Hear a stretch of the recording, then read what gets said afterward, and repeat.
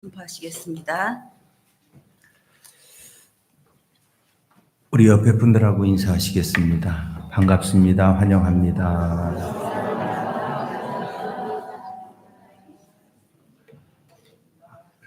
이렇게 예배를 드리니까 제가 편하네요. 사회자를 세우고 하니까 제가 엄청 예배가 여유롭고 편안해지는데 앞으로는 이렇게 그냥 계속 할까 지금 고민이 많이 되는데 이렇게 편할 줄은 몰랐습니다. 평신도 주일입니다. 그래서 아주 간절히 우리 지방 평신도 사회평신도부 총무님이 제발 사회, 제발 기도, 기도는 항상 하시니까 제발, 그래서 제가 성경봉독도 넣고 그랬는데 오늘 성경봉독할 사람들이 또 어딜 가가지고 급하게 그냥 사회자로 대치를 하고 말았는데, 평신도 주일이 뭘까요?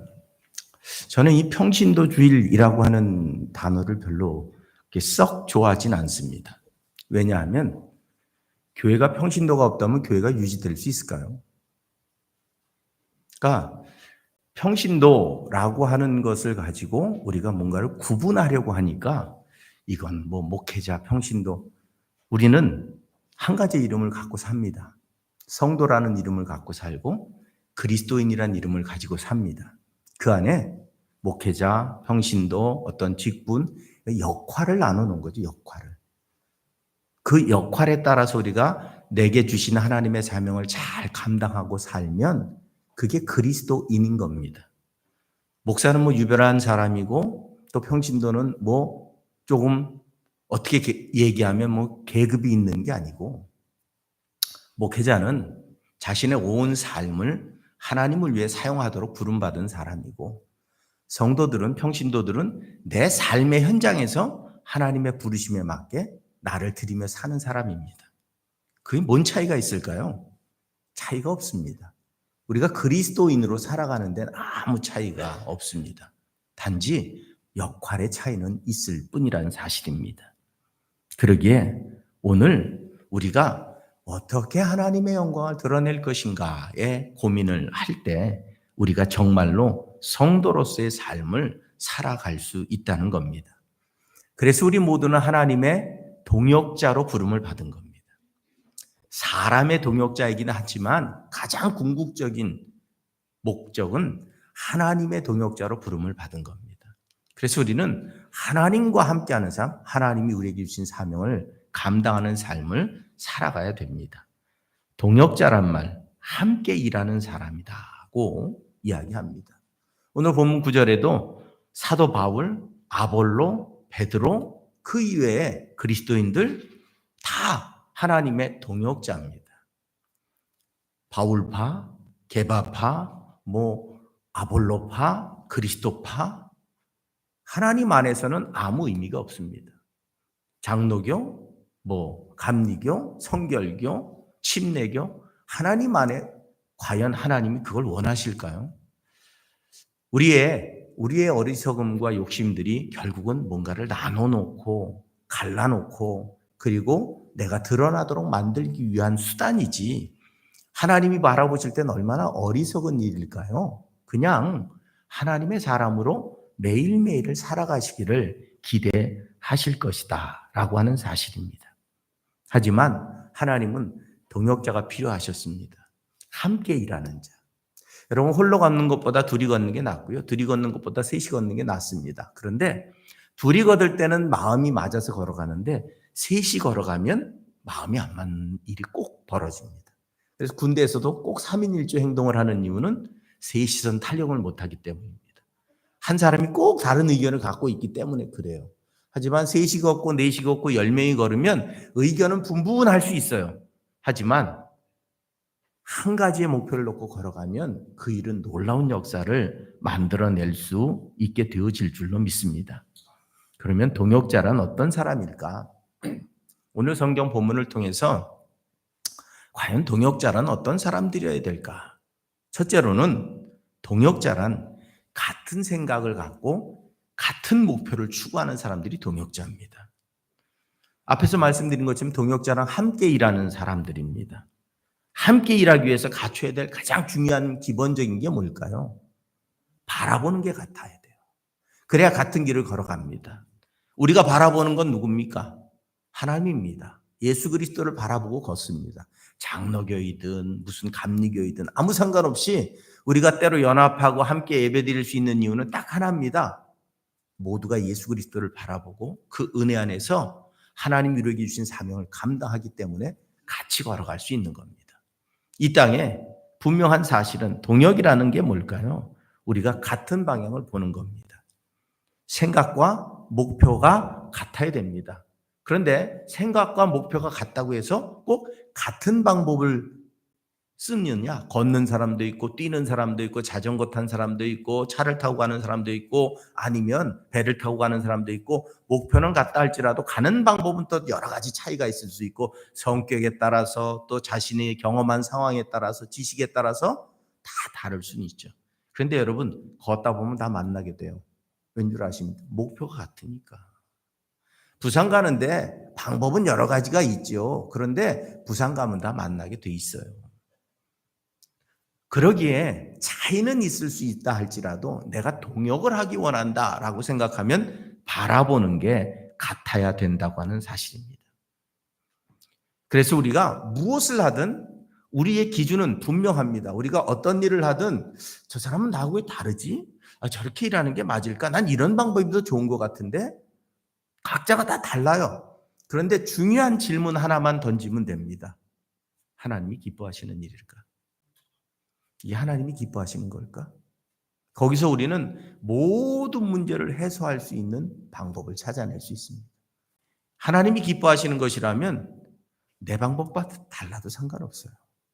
왜냐하면 하나님을 위한 일이기 때문에 우리는 얼마든지 용납하고 얼마든지 인내하고 얼마든지 양보할 수 있는 삶을 살아갈 수 있습니다. 근데 목표가 다르면 어떻게 해요? 인정할 수 없는 거예요. 왜? 서울 가는 사람하고 부산 가는 사람하고 어떻게 손붙잡고 갑니까? 서울하고 부산은 반대편인데 따로따로 갈 수밖에 없는 거예요. 근데 우리는 성도라는 이름으로 그리스도인이라는 이름으로 모였습니다. 이 간성교회, 고성중학교회, 고성교회, 여기 간성제일교회 모두가 하나님이라고 하는 그분을 향해 달려가는 교회들이죠. 물론 방법들이 조금 다르고 모임들의 조건이 조금 다를 수 있어요.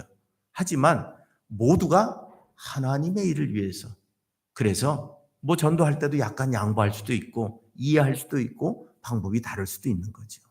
하지만 분명한 사실은 목표는 같다고 하는 사실입니다.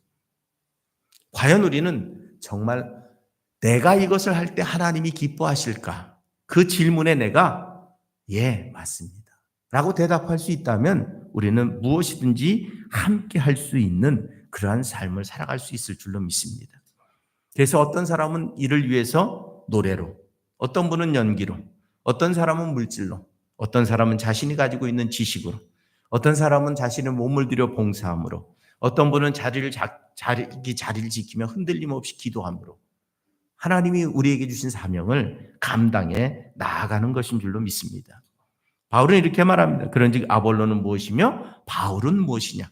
그들은 주께서 각각 주신 대로 너희로 하여금 믿게 한 사역자들이니라.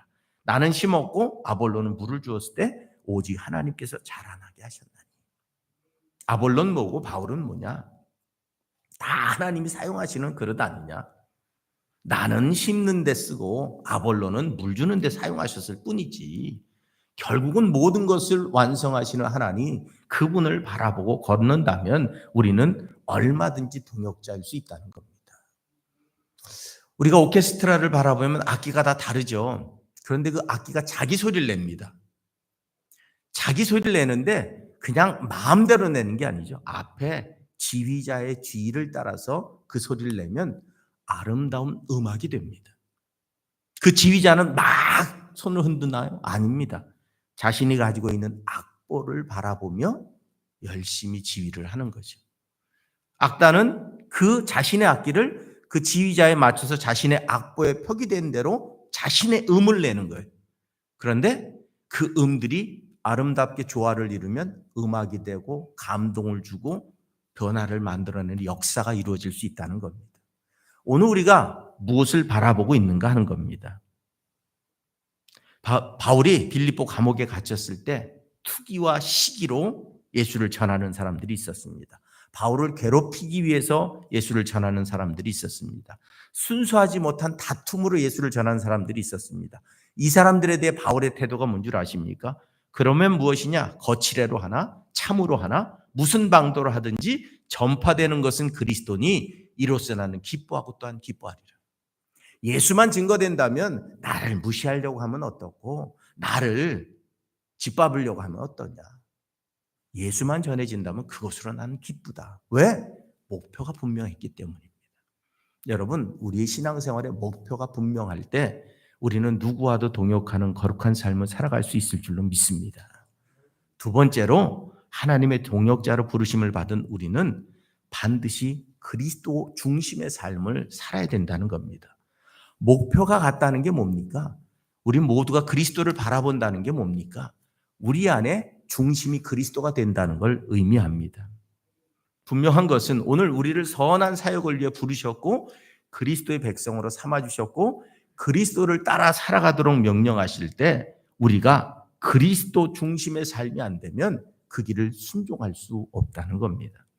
찬양을 하든 기도를 하든 설교를 듣든 가난한 자를 먹이든 땅을 경작하든 내 자신이 중심이 되고 그리스도는 소홀히 한다면 모든 것이 죄다라고 말한 사람이 있습니다. 앤드류 풀러라고 하는 사람이 이런 말을 했습니다. 그리스도인으로서 무엇을 하든 그리스도가 드러나도록 하는 것이 의로운 삶이다 라는 이야기를 하고 있습니다. 오늘 우리가 정말로 그리스도인이라면 그리스도 중심의 삶이 우리 가운데 이루어져서 내가 서 있는 일터, 내가 서 있는 가정, 내가 함께하고 있는 어떤 공동체에서든지 나를 그리스도인으로 보도록 살아가야 됩니다. 그게 내가 지금 이 땅 가운데 살아가는 삶의 모습이어야 되고 오늘 그것이 하나님과 동역하는 것이고 그러한 그리스도를 목표로 함께 살아가는 삶. 여러분 우리가 어딘가 관광을 갔어요.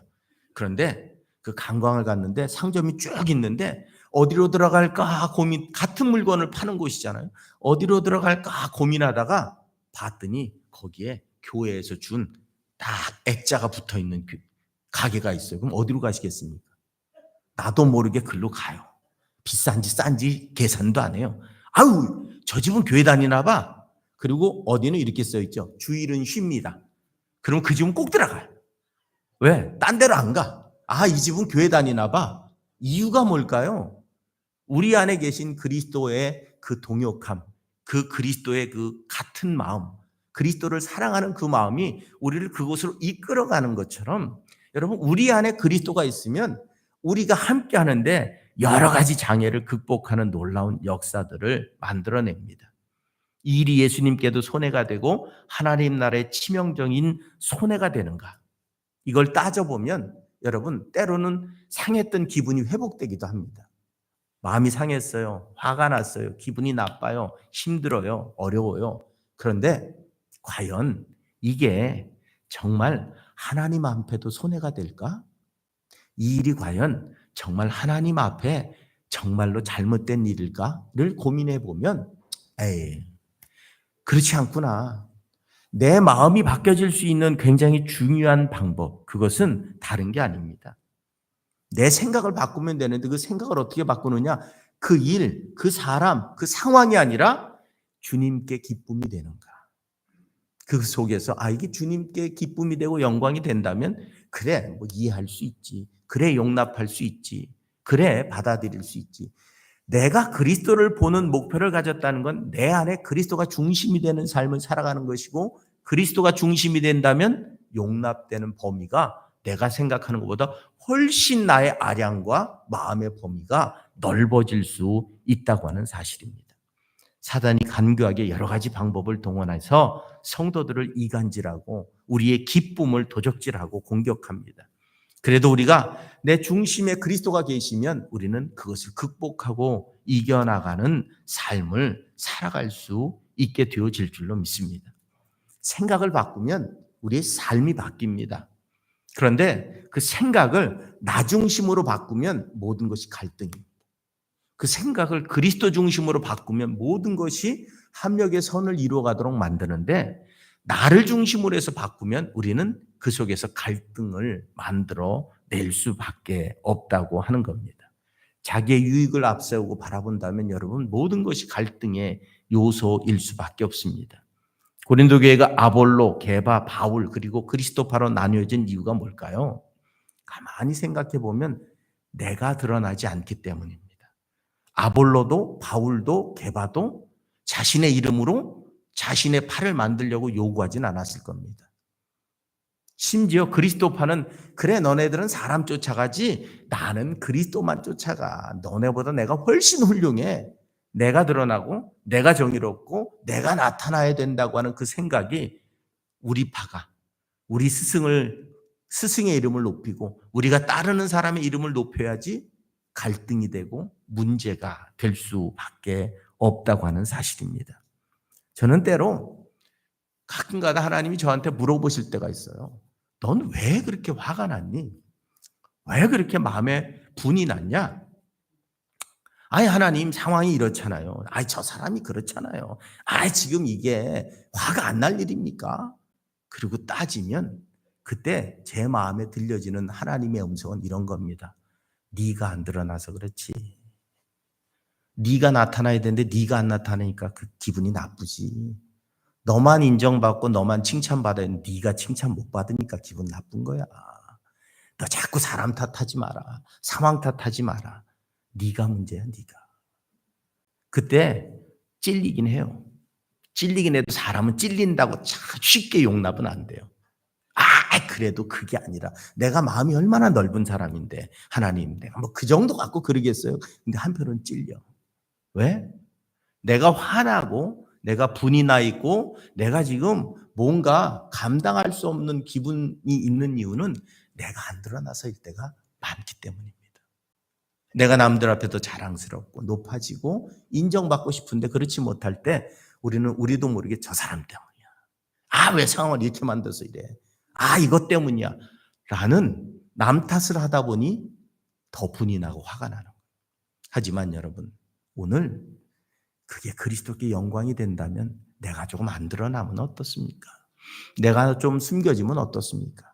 실은 말은 이렇게 하지만 저도 내가 안 드러나면 화가 나는 건 사실이에요. 사람은 다 똑같아요. 내가 좀 나타나고 드러나는 게 칭찬받는 게 좋지 숨겨지는 게 좋은 사람은 없어요. 그럼에도 불구하고 우리가 위로받을 수 있는 방법은 뭐냐면 그래 하나님 앞에 영광이 되면 되지. 그 생각을 갖는 순간 우리가 한 발짝 뒤로 물러나고 한 발짝 감정을 추스를 수 있는 그런 계기가 되어질 수 있다는 겁니다. 그러기에 오늘 우리의 삶에 정말로 중심이 하나님이신가 우리를 돌아볼 필요가 있습니다. 그때에만 우리가 진정으로 하나님과 동역하는 삶이 가능하기 때문에 그렇습니다. 그리고 세 번째로 하나님의 동역자로 부르심을 받은 우리는 내가 해야 될 일을 해야 되고 또 서로 함께 협력해야 될 일은 함께 협력하는 삶을 살아가야 된다는 겁니다. 여러분 동역자라는 뭐든지 다 같이 해야 된다. 그런 의미가 아닙니다. 동역자는 다 같이 해야 된다. 그게 동역자는 아닙니다. 자기에게 주어진 자신의 일을 자신이 감당할 때 그래야 동역할 수 있습니다. 왜냐하면 내가 해야 될 일을 안 하면 누군가 나 대신 그 일을 해야 되기 때문에 그래요. 여러분 이 세상은 나 혼자 사는 것 같지만 절대 그렇지 않습니다. 우리는 뭘 먹고 마실 때도 농부들이 땀 흘려서 수확한 걸 먹는 거지 내가 무슨 갑자기 하늘에 뚝 떨어진 걸 먹는 게 우리는 절대로 혼자 사는 것 같지만 혼자 살아갈 수 없는 거예요. 심지어는 하나님이 저 태양을 안 주시면 우리는 다 죽습니다. 그 순간 우리의 인생은 끝나는 거예요. 결국 우리는 뭔가를 의지하고 살고 뭔가를 대신하며 살며 나로 인해서 누군가 유익을 받는다면 또 누군가로 인해서 나도 유익을 받고 살아가는 거예요.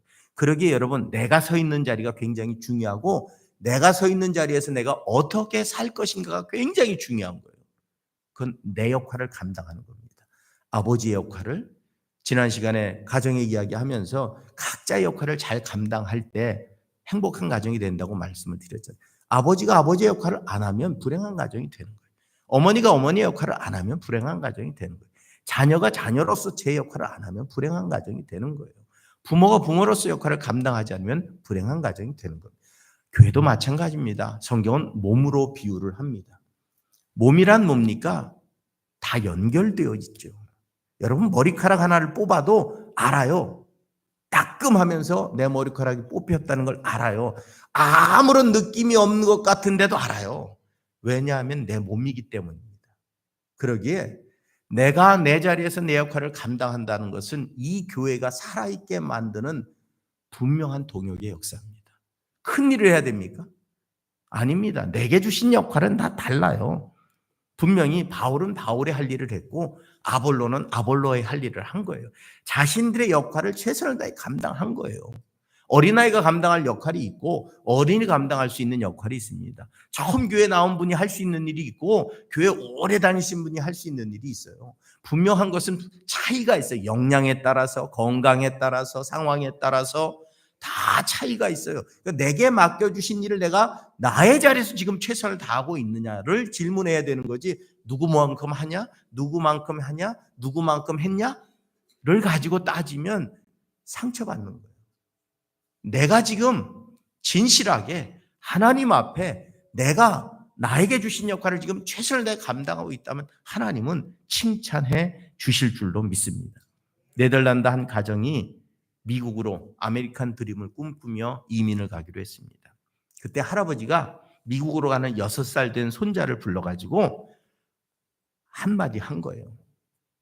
네가 이제 먼 나라를 간다. 그런데 너한테 좋은 상황만 있지는 않을 거다. 힘들고 어려울 거다. 그때 내가 왜 이 고생을 해야 되지? 라고 생각하지 말아라. 그럼 어떻게 해야 되느냐? 네가 머무는 곳이 어디든지 너로 인해서 나은 환경이 될 수 있게 만들어라. 그러니까 네가 뭘 하든지 네가 있는 그곳에서 너 때문에 하나라도 깨끗해질 수 있게 만들어라. 미국에 도착했습니다. 할아버지의 충고를 잊지 않았어요. 보스턴 외진 곳에서 신문 팔이를 할 때도 마찬가지입니다. 자신이 신문 파는 그곳에서 쓰레기 줍고 담배꽁초 눕고 자기가 있는 그곳의 환경을 바꿔가는 거예요.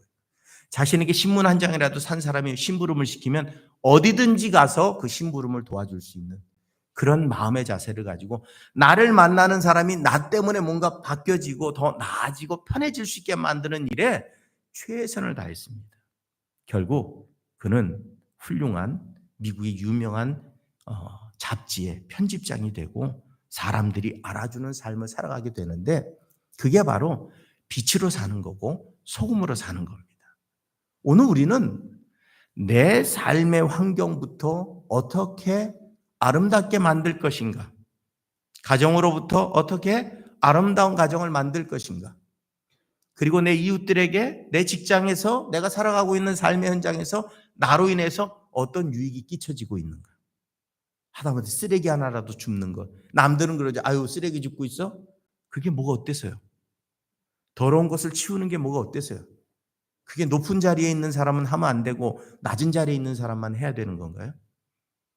여러분, 여러분의 환경 중에 저해 요소가 있고 불안의 요소가 있고 힘든 자리가 있다면 여러분 스스로가 그걸 치워내십시오. 그게 하나님이 우리에게 주신 사명이고 하나님의 동역이에요. 그게 담배꽁초 하나 줍는 걸 수도 있고 때로는 누군가에게 밥 한 끼 사주는 걸 수 있어요. 그런데 그거로 인해서 하나님의 이름이 영광받을 수 있다면 그게 하나님의 동역자로서 살아가는 것이고 오늘 우리 교회 공동체 안에서 우리가 서로 그렇게 서로가 있는 자리를 아름답게 만들 수 있고 말 한마디라도 감사로 기쁨으로 위로로 격려로 던질 수 있다면 그 공동체가 아름다운 공동체가 되어질 수 있는 줄로 믿습니다.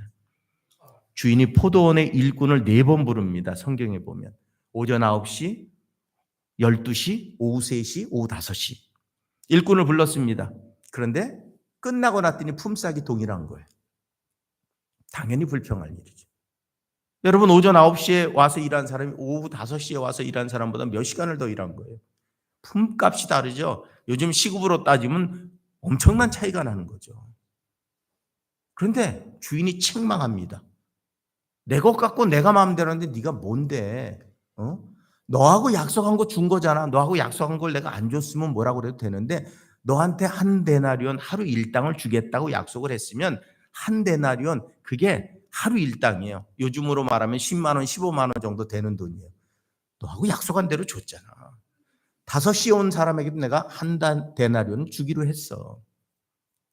이 말씀 속에서 여러분, 일의 경중, 우리는 누가 더 많이 했나, 누가 더 큰 일을 했나, 누가 더 좋은 일을 했나, 누가 더 높은가 가지고 따지지만 하나님 입장에선 자신에게 주어진 일을 최선을 다한 사람을 그저 칭찬하시고 기뻐하신다는 거예요. 지금 내 상황에서 내가 할 수 있는 하나님이 기뻐하실 최선의 일을 할 수 있다면 하나님은 잘했다고 칭찬하시고 우리에게 축복하시는 은혜를 덧입혀 주시기 원한다는 사실입니다. 환경이 안 될 때도 있고 조건이 안 될 때도 있습니다. 그때 너 왜 안 했냐고 하나님 말씀하시지 않습니다. 우리를 너무 잘 아시기에. 하지만 되는데도 할 수 있는데도 안 한다면 분명한 것은 우리는 불평하고 원망할 자격을 상실할 수밖에 없다고 하는 사실입니다.